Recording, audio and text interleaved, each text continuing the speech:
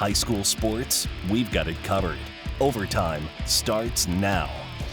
Hello and welcome to Overtime. I'm Drew Collins. And I'm Scott Lubber. We're glad you've chosen to spend some time with us tonight, and we have a lot on our plate as usual. We'll spotlight Hononegah basketball standout Jordan Dimke and learn why she's far more than just a basketball player. We'll also catch up with Freeport's Peyton London and see how she's dealing with her season-ending knee injury. And I'll sit down with Winnebago girls coach TJ Zambrovitz. His Indians are having a fantastic season. A lot of teams took this Friday night off because they'll be playing in the Martin Luther King tournaments tomorrow, but there was still some good action. Yeah, like the girls' Big Northern game in Stillman Valley between Stillman and Rockford Christian. It's the Gillies Heating and Air Conditioning Game of the Week.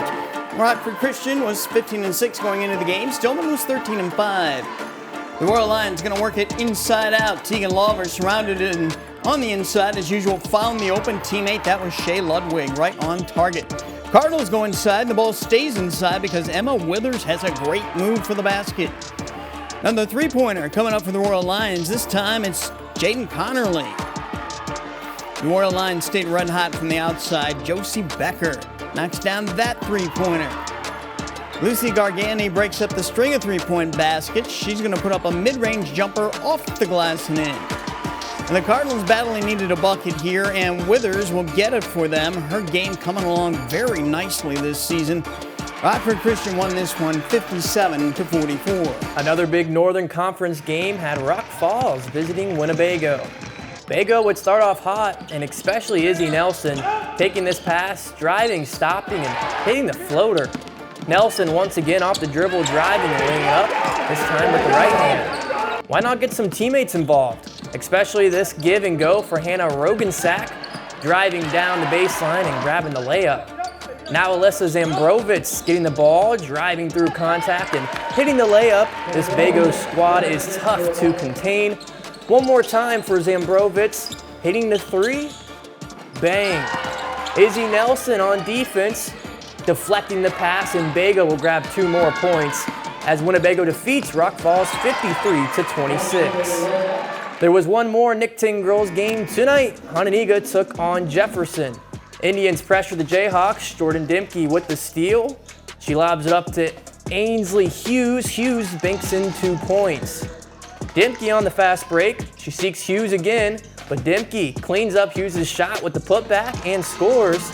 We'll have more on her later in the show. Jefferson's Elena Moorhead finding the corner arc, and she swishes with ease.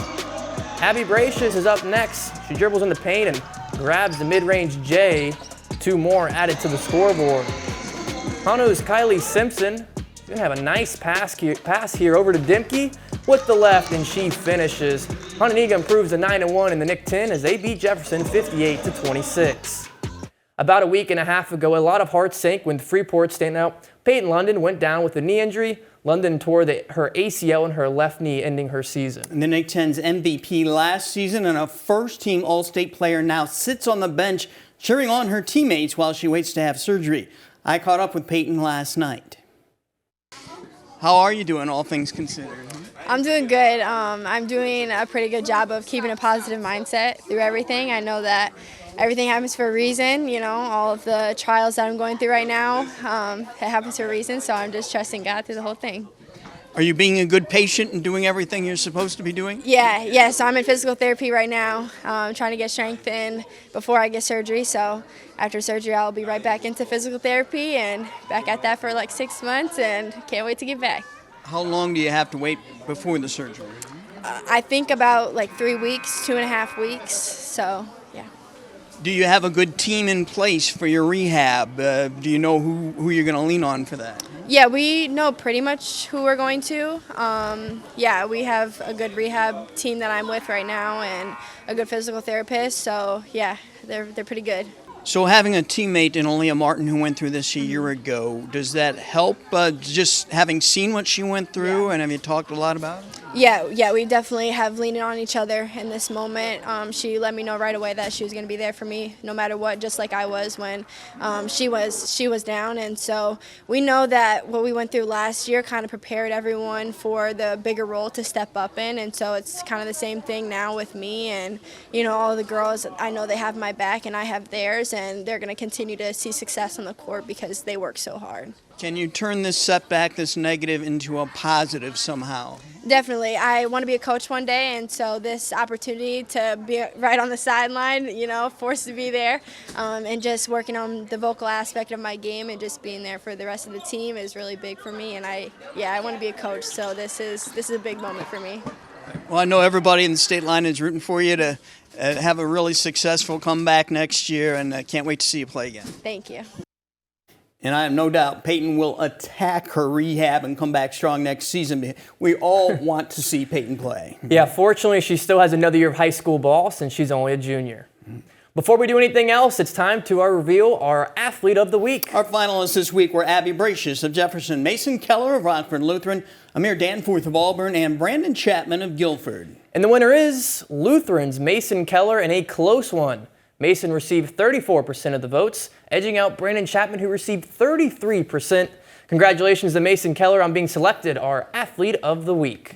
Coming up later, our Spotlight features story on Hononiga's Jordan Dimke, plus boys highlights from Belvedere North, Pearl City, Lena Winslow, Rockford Christian, and Rochelle. Up next, I visit with Winnebago girls head coach TJ Zambrovitz to learn about the strengths of his Bago team, a team that's racking up a lot of wins.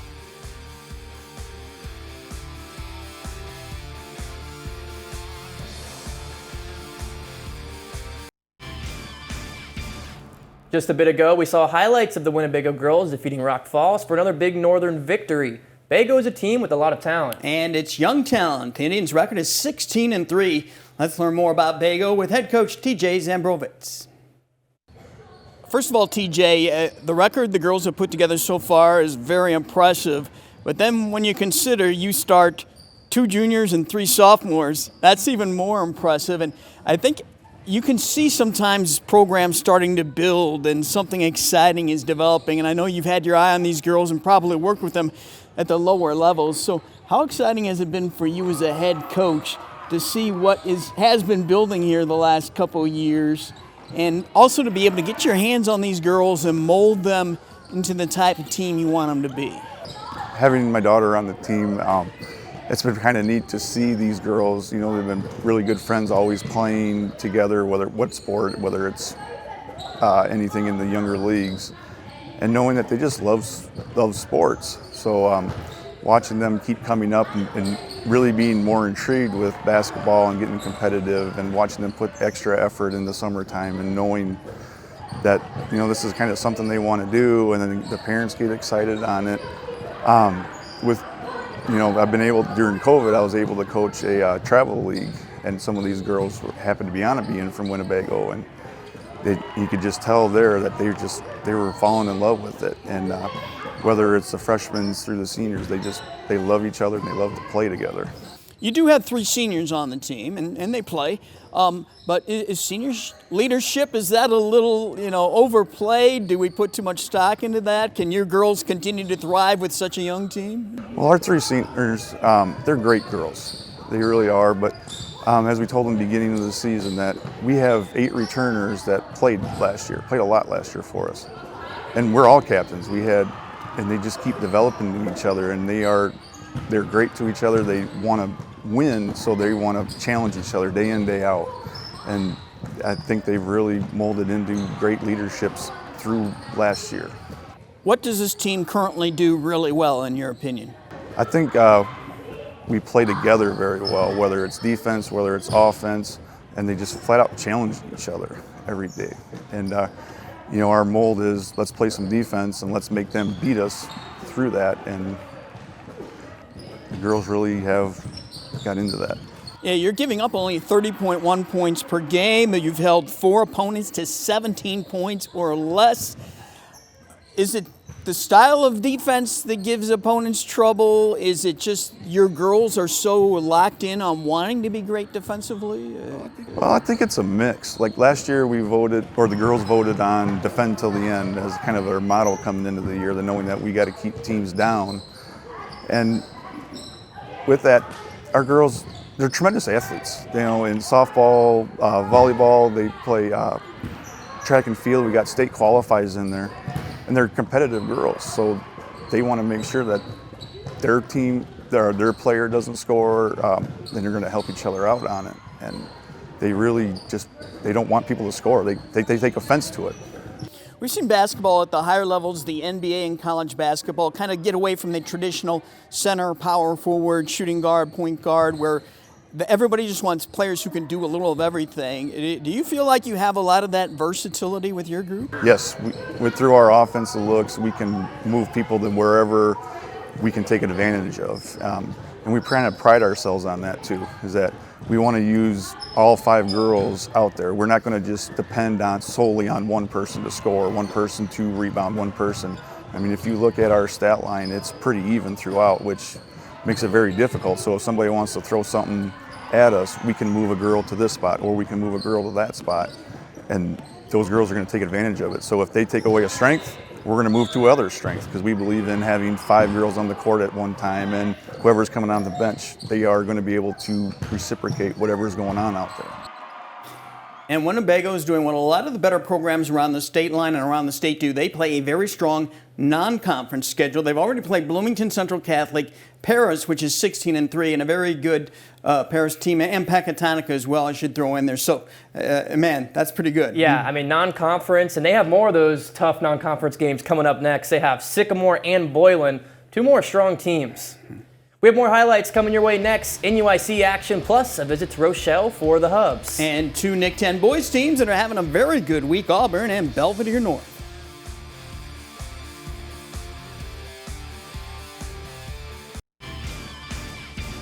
The Auburn boys team got a huge win at Hononegah Wednesday night by a wide margin. And the Belvedere North boys were the talk of the conference Tuesday when they upset Guilford in overtime. The Blue Thunder followed that up Wednesday with a win at Freeport. Tonight, Auburn and North met up at North. Tyler Sorensen covered that game. He joins us now. Hey, Tyler.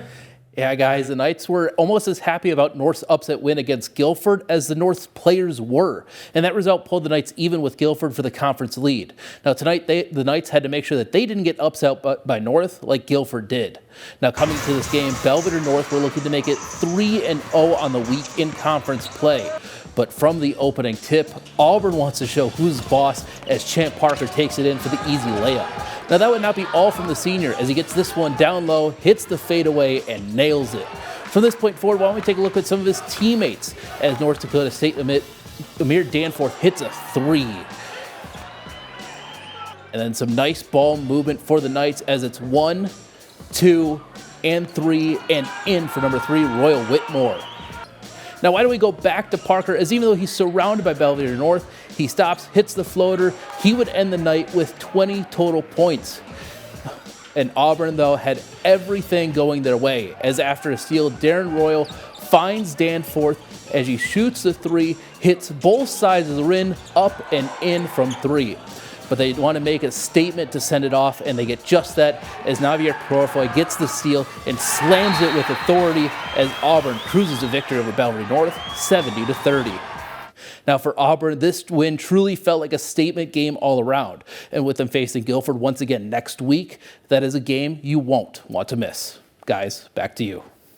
All right, thanks, Tyler. Now, Guilford and Hononegah did not play tonight, so right now Auburn and Guilford are even at 8-1 for the conference lead. Hononegah right behind at 7-2. All right, let's check out some NUIC action starting in Pearl City. The Wolves hosted Dakota. The Indians' defense was locked down tonight. The PC finds a bucket at the rim. That was Brandon Hill laying it up and in. Here's the Dakota duo. Kason Mayer is going to find his guy Austin Stuckey. You know he's going to drill that one from way deep. He can get down in the paint as well. Grab your seats and popcorn. Welcome to the Stuckey Show. He grabs the bucket through the contact. Dakota sends the ball across the globe. You could have guessed the destination. It's Stuckey Town. He finished with the light 19 points. But hey, you cannot forget his partner in crime, Kason Mayer, laying it off the glass for 2 more points. Dakota put this one away early. Dalen Long puts the butter on the popcorn, and Dakota defeats Pearl City 64-39. Let's go on over to Galena Winslow, where the Panthers hosted a very good Galena Pirates team. The Pirates scored 43 points in the first half. They were on fire. Owen Heffel drains this one, and he finished with 13 points. Drew Coings was all over the floor tonight. He grabs the steal and flashes a little finger roll. He finished with 14 points. Galena led by double digits in the first half. Everyone was on fire. Now Sam Amaya clocks it from deep. But my favorite play was from Drew Coings. Nice name, by the way, but check out the up and under leading to the and one. That is textbook. Mr. Lee Wynn himself, Aiden Wild, tried to rally the boys. He finished with 16 points. Lena got it within single digits in the third quarter, but they could not pull off the comeback. Galena beats Lee Wynn 66-52. There was one big Northern game tonight, Oregon at Rockford Christian. Watch RC's Jermaine Francis go behind his back to Cannon Leonard, and Leonard will make the jumper. Here comes Oregon's Tucker O'Brien on the dribble. He's going to pass it off to Benny Olade. Olade's over there in the corner. There he comes. Baseline drive. Scores and one. Rockford Christian goes back on the attack. Francis once again to Forney. And he has an and one. Are you getting the feeling it was a pretty good night for Forney? Because here he is again. He's going to knock down the three-point shot. Rockford Christian put up a good fight, but Oregon squeaked by with a win, 66-62. Now let's mosey on down to Rochelle. The Hubs hosted LaSalle Peru in an Interstate 8 conference game. Kaysen Avila is wide open, and he makes the Cavaliers pay with a three-pointer. Roger Tudo was loving that. Roger looking snazzy as always in that Rochelle jacket. That's right, Roger. Let's go Hubs. All the way. Cavs have a real nice team. Mason Morcheiser drives for that basket. Cavaliers try to go inside, but Warren Schweitzer on the backside has the swat rejection. Van Gerber going to try the lane for the Hubs, and he's got some room there. Plenty of room to make the hoop. Now check out this hook shot coming up by Eli Schweitzer. My goodness, that was pretty. Well, LaSalle Peru took this one 75-57. The Hubs, though, were missing two of their best players with injuries, Brody Bruns and Brody Metzger. Otherwise, things might have been different. Oh, good stuff there. Now, our Spotlight feature story is next. Hononiga's Jordan Dimke isn't simply one of the best basketball players in the Nick-10. She has a whole lot more that's going for her.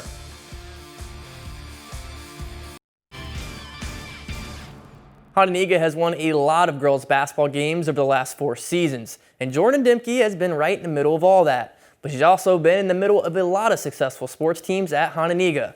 Let's take a look at our Overtime Spotlight story brought to you by Rockford Career College. Being a standout athlete in one sport is impressive. Being a standout in 4? That's nearly unheard of. Hononiga senior Jordan Dimke isn't just versatile, she's dominant. Jordan has been a part of conference championship teams in basketball, volleyball, and girls flag football. In track and field, she's reached the podium at the state level, placing 2nd, 3rd, and 5th in the high jump. Calling her a standout athlete might actually be underselling it. It's really just a matter of being active and being in everything that I love to do. With basketball, just anticipating the passes helped with flag football, and when I played safety to go get interceptions, and so I had quite a few of those, and just like the quick changes in speed from basketball help, and just starts with track and just the explosiveness. On the basketball court, Dimke has scored more than 1,000 career points as a 4-year varsity starter, helping lead Hononiga to 3 straight Nick-10 championships. In volleyball, she's tallied over 100 career kills, while adding yet another conference title to her resume. Last year, Hononiga launched its girls flag football program, and Dimke quickly found a new passion. She became an all-conference receiver, helping the Indians capture, you guessed it, another Nick-10 championship. After this year, I think my favorite sport is probably flag football. Her basketball coach Jason Brunke is also her flag football coach, and he says Dimke is truly one of a kind. First of all, she's a tremendous athlete. I think anybody who's had the great opportunity to watch her play any of these sports over the last 4 years, it just jumps off the field. She's one of those, people that I think we all grew up with that, could walk into a room and be one of the best players on the field or in the court or whatever it might be. And the young kids like to come out and watch our girls play, and they love to watch Jordan play, and they want to be the next Jordan. And I think that just kind of creates that foundation and that legacy to make sure that it continues. But behind the championships, the stats, and the accolades, there's something deeper driving Jordan Dimke. Her passion for sports comes from her late father, Scott Dimke, who passed away in December of 2023. Every time Jordan steps onto a court or a field, she does so with him in mind, carrying the lessons, the support, and the love that shaped her athletic journey. For Jordan Dimke, the game has always meant more than just winning. Yeah, he was a big volleyball fan, so I started out doing volleyball, and he made me fall in love with it. Like, I loved volleyball. After that sophomore year, because it was mid-basketball season when he passed, but that next coming year flag football came to Hononegah, but I really wanted to do volleyball one more year just to honor him and his love, and so I pushed through that year, and then this year switched to flag football. My best friend for Christmas that exact year got me charms to put on my shoelaces for any of my sports that I do with pictures of him and I on it. So I normally have those on my shoes. I'm sure her dad is smiling right now, very proud of Jordan, of the athlete and young woman that she has become. Yeah, those charms are a great idea, very touching. On another note, we want to acknowledge the passing this week of former Rochelle boys basketball coach and Ashton Franklin Center coach Russ Zick. He passed away from cancer. Zick was 72 years old. He was well liked by everyone. We'll be right back.